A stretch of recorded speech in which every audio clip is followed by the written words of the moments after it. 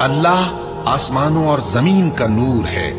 اس کے نور کی مثال ایسی ہے کہ گویا ایک طاق ہے جس میں ایک چراغ ہے، اور چراغ ایک قندیل میں ہے، اور قندیل ایسی صاف شفاف ہے کہ گویا موتی کا سا چمکتا ہوا تارا ہے.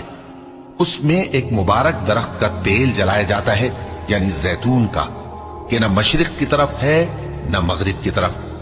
ایسا معلوم ہوتا ہے کہ اس کا تیل خواہ آگ اسے نہ بھی چھوئے جلنے کو تیار ہے. بڑی روشنی پر روشنی ہو رہی ہے.